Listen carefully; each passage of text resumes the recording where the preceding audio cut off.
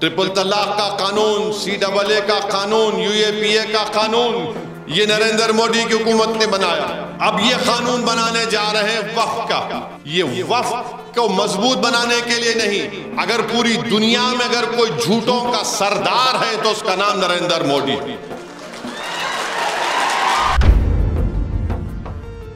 कि पिछले 10 साल में 2014 में नरेंद्र मोदी इस मुल्क के वज़ीर आज़म बने और जैसे ही वो वज़ीर आज़म बने उन्होंने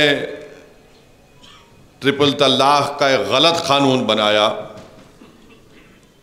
जिससे मुस्लिम ख़वातीन का कोई फ़ायदा नहीं हो रहा है, बल्कि उल्टा मुस्लिम ख़वातीन का उससे नुकसान हो रहा है।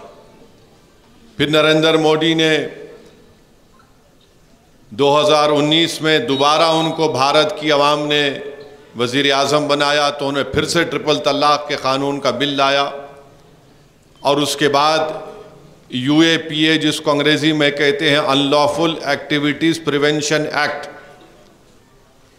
उस क़ानून को जिसको कांग्रेस ने बनाया था, फिर 2010 में चिदम्बरम होम मिनिस्टर थे, उसको और सख्त किया और 2019 जुलाई में नरेंद्र मोदी ने उस क़ानून में इतनी तरमीम कर दी कि जो कोई भी उस क़ानून में गिरफ़्तार होता है सबसे ज़्यादा उसमें मुसलमान, दलित, आदिवासी और इंटेलेक्चुअल लोग होते हैं।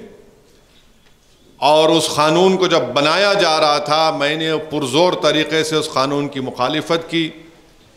अब उस क़ानून के ज़रिए आज दिल्ली में जो गड़बड़ हुई थी CAA के एहतजाज के बाद, पिछले 4.5 साल से नौजवान बच्चे और बच्चियां जेल में हैं, उनकी बेल नहीं हो रही है।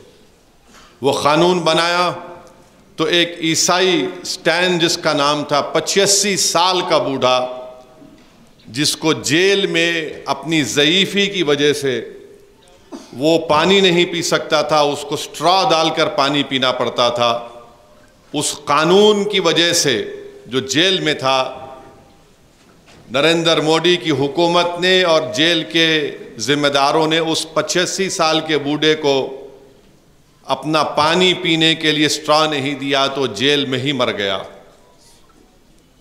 भीमा कोरेगांव में UAPA का इस्तेमाल हुआ, जेल में है। फिर नरेंद्र मोदी ने CAA का कानून बनाया और वो कानून बनाकर सिर्फ मुसलमानों को उसमें शामिल नहीं किया।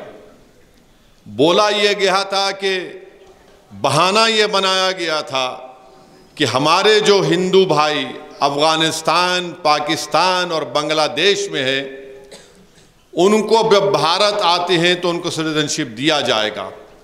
भारत की आवाम को झूठ बोला गया कि कोई कानून नहीं है, हिंदू, ईसाई, सिख जो बांग्लादेश, पाकिस्तान, बांग्लादेश के, उनको भारत की सिटीजनशिप नहीं दी जा सकती। ये झूठ फैलाया गया था, जबकि कानून था। मगर मकसद क्या था CAA का कि जब CAA का कानून बनेगा तो NPR और NRC के ज़रिए भारत के मुसलमानों को उन्हीं के मुल्क में उनको सिटीजनशिप से, शहरियत से, उससे उनको छीन लिया जाए। इसकी मिसाल मैंने दिया, आज भी दे रहा हूँ। आसाम में सुप्रीम कोर्ट के मातहत NRC हुआ, उसमें 20 लाख लोगों के नाम नहीं आए, जिसमें 2 या 3 लाख के करीब मुसलमानों के नाम नहीं आए। उन 2 लाख मुसलमानों के ताल्लुक से कहा जा रहा है कि उनको फॉरेनर्स ट्रिब्यूनल के पास जाकर अपनी भारत की नागरिकता या शहरियत को साबित करना पड़ेगा और दूसरे जो नॉन मुस्लिम है उनको CAA से हम शहरियत दे देंगे। ये मैं नहीं कह रहा हूँ, आसाम का मुख्यमंत्री कह रहा है। ट्रिपल तलाक का कानून, CAA का कानून, UAPA का कानून, ये नरेंद्र मोदी की हुकूमत ने बनाया। अब ये कानून बनाने जा रहे हैं वक्फ का। ये वक्फ को मजबूत बनाने के लिए नहीं, अगर पूरी दुनिया में अगर कोई झूठों का सरदार है तो उसका नाम नरेंद्र मोदी है।